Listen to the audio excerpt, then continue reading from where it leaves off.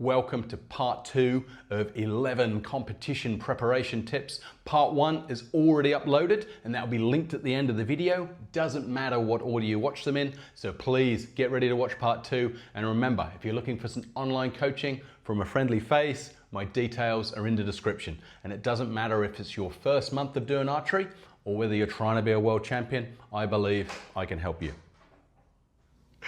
I'm also going to then go on to more sort of practical things. Is if you're going into tournament is about maximizing your score. So I would always put in some sessions and some aiming off sessions. If we're outdoors, just use that because we're just trying to maximize our score, aren't we? You know? Yeah, aiming off, and I guess that's similar to knowing how much to move your sight as well, and having the right adjustment for that. There's always a story I like to say, which is oh, please. I was at some competition, this was 70 metres, and the guy on my target that I was shooting with, a decent archer, kind of regional level, he'd shot two ends where he didn't realise, but his group was basically 8.5 sized, so 53-ish, maybe 54, but it was in the blue, so he'd scored like 38 points or something, but it was completely in the blue, like just dead low. And he did that one end, and I was like, a bit odd. Second end, a bit odd. And then I went up to him and said, I'm sorry, but I don't want to be that guy, but I think you need to move your sight because your grouping's actually really good. He said at the target, I'm just shooting everywhere today. He wasn't shooting everywhere. He was shooting over there. He's shooting just low, and it can be tempting to feel like that sometimes. But anyway, so I told him he needed to move his sight, and he went over to his sight and went click, click. Yeah, and then I was like, oh, this is why he's still low.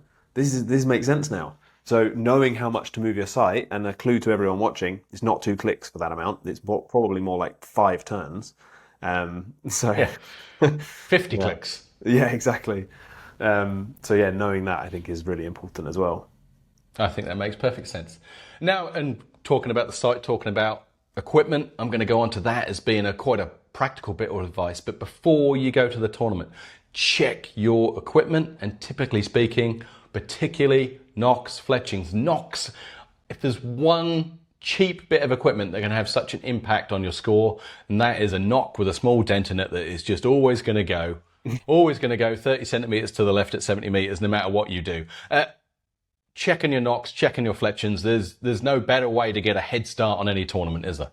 Yeah, and I've even seen Kim Woo-jin before the head-to-heads of the elimination rounds of a World Cup. He shot the practice end, and then he comes back, sits on his chair, takes a knock off, puts a new one on, puts it back in his quiver. That's how important it is. You just don't want to shoot with a bad knock or a fletch. It just kills you. And there's so much equipment advice and recommendations are actually quite expensive, and we know everyone can't do it. But nocks, I'm like, I don't know anyone who can't afford to make sure they have brand new nocks for competition day, and they've always got plenty of them. And that is a clear distinction I see. And I'm always surprised when I turn up at a new international team and I go through their arrows. I'm always disappointed. I've never joined a team and been happy with their sort of preparation from an equipment point of view. It's simple, it's easy, but it makes a real difference. Yeah, because also you need those nocks and those fletches to be good in your practice prior to the competition, because that's going to give you an accurate reflection of where you're shooting, how to aim off, that's what another your good point is, and all of that. So it just needs to. It's a must-have, really, isn't it? Yeah, I've had athletes saying, my scores, I'm like 15 points down, and I look at their quiver and I'm like, it's only 15. It looks like it should be about 20 points down. Because but we also know, we've also been there where we've had the long studies, we've had their exams, and we are turning up for competitions when we're not quite as prepared as we want to be. But 30 minutes of equipment time the night before as you're relaxing, that can make a huge, huge difference. Yeah. And leading into that, about trying to make competition day just run smoothly and keeping you at your best, we've made a whole video on this, which I'll link at the end, and that is food, isn't it? Making sure you have got what you need to get through the day, because you can never count on being able to get it at the tournament field. Even if they had it last year, you never know whether the burger van has decided to go on holiday this year and he's not there. So it's always good to come with everything you need, especially at those selection events or national championships.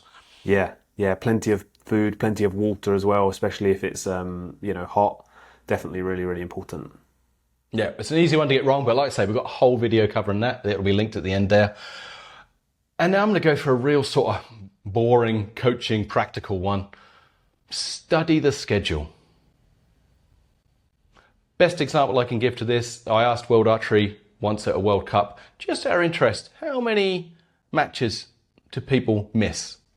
And it was like, oh, it's 2 to 4 matches each tournament. The athlete doesn't get there in time and they miss the match, which is staggering. Obviously, that's out of hundreds of people. But what then, as I was taking in this information, because my team thought we were being too detailed on giving them bits of paper about when their matches were and really stressing about what bus they're going to get. And I was like, well, if 4 people totally miss shooting their match, so their whole tournament has been a waste, how many people just got there a little bit late, so they were never quite relaxed, or they got there and they were just rushing around and they never quite got ready for their match? Because if 4 people totally miss it, I bet you there's another 10 or 15 who didn't have the perfect amount of preparation to feel like they were ready to start their day. Yeah. Oh, totally. I mean, I've had that multiple times as well, even when I've been pretty thorough, I thought, because you know, you have your practice days and you know where stuff is. I was like, yeah, I've left enough time. But then you go to warm up at the blank bale, and because everyone is warming up at the blank bale, there's no space, so you have to wait.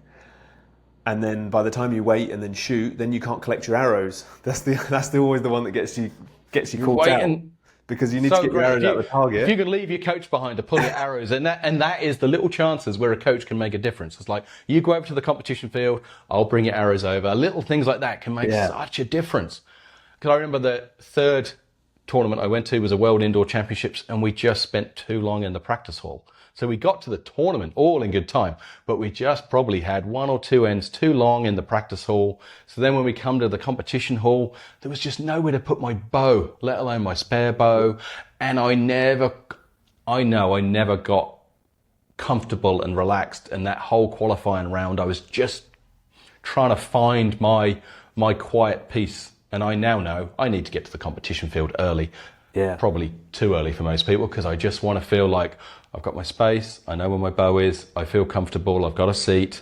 Because once I feel a bit disjointed, it's hard to deliver that top performance. Yeah. I've got a random one that just reminded me of, actually. Brilliant. Let's finish on this then. Give me a random one, please. Yeah, a completely random one, which is sometimes it can be a bit stressful, or there's a lot going on with the competition. But one of my favourite competition memories is when I basically just gave myself something fun to do, or just allowed myself to relax in between ends. So rather than thinking I had to be on all the time, you can't.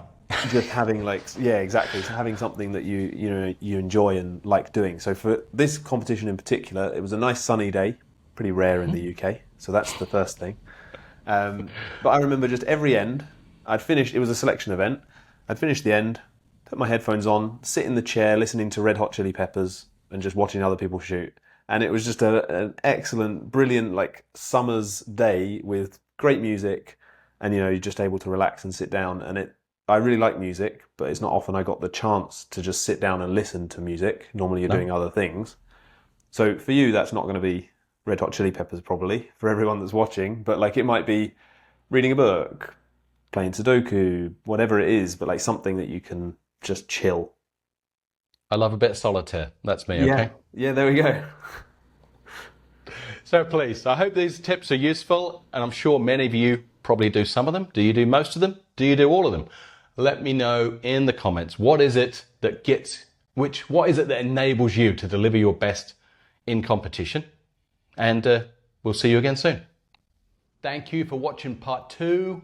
Part 1 is already uploaded and it's listed here. Also, over 50% of you have still not subscribed to me. I would appreciate it if you could. It really helps grow the channel. Thank you.